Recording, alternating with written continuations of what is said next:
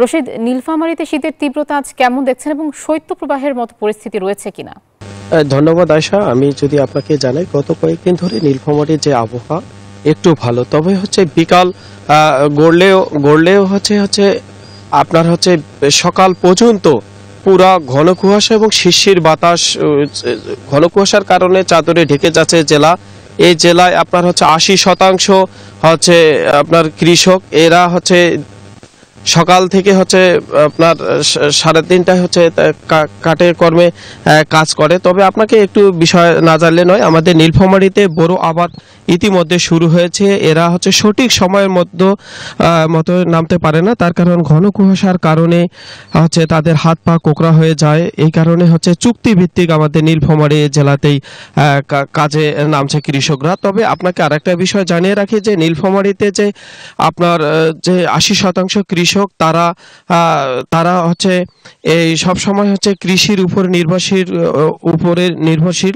তারা এই জেলার চাহিদা, কৃষকরা এই জেলার চাহিদা পূরণ করে। অন্য জেলাও এই আমাদের পণ্যগুলা যে থাকে বলে আমরা জানতে পেরেছি। তবে আপনাকে আরেকটা বিষয় জানিয়ে রাখি যে এই যে 80% কৃষকের মধ্যে 20% লোক অন্য কাজের সাথে জড়িত। তারা দিন আনে দিন খায়। এমনকি যারা রিক্সা চালক, ভ্যান চালক, তারাও ইতিমধ্যে ইনকামের জন্য তারা রাস্তায় বেড়েছে বলে আমরা দেখতে পেয়েছি। তবে তারা আপনার যাত্রী না থাকার কারণে তারা বিপদে পড়ে আছে বলে আমরা জানতে পেরেছি।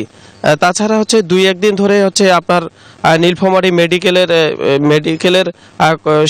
মেডিকেল অফিসারের সাথে কথা হয়েছে। তারা জানিয়েছেন যে 2 দিন ধরে আবহাওয়া ভালো থাকার কারণে কিছুটা আপনার শীতজনিত রোগের আক্রান্ত থেকে রোগীরা কমে গেছে বলে আমরা জানতে পেরেছি।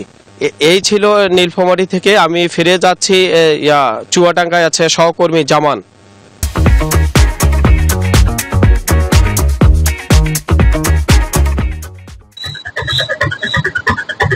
রশিদ, আপনাকে ধন্যবাদ। চুয়াডাঙ্গাতে কিন্তু গত জানুয়ারির শুরু থেকেই কিন্তু পুরো মাস জুড়েই কিন্তু তাপমাত্রা 10 থেকে 12 ডিগ্রির ভিতরে রেকর্ড করা হয়েছে। আমি যদি আজকে বলি, আজকের তাপমাত্রা কিন্তু কিছুটা বৃদ্ধি পেয়েছে। আজ সকাল 6টায় চুয়াডাঙ্গার তাপমাত্রা রেকর্ড করা হয়েছে 14.6 ডিগ্রি সেলসিয়াস।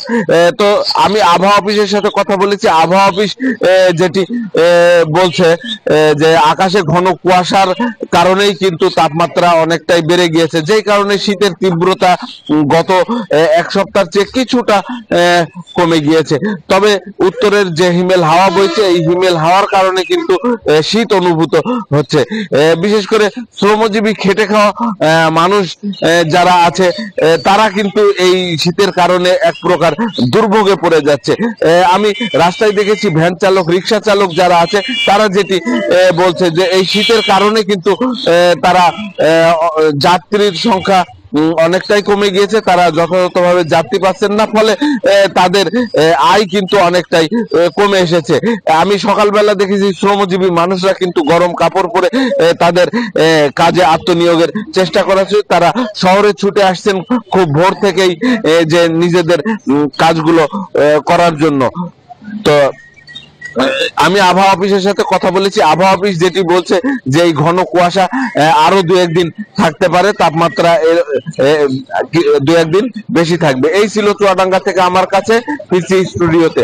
আয়েশা, জামান এবং রশিদ, আপনাদের দুজনকে ধন্যবাদ।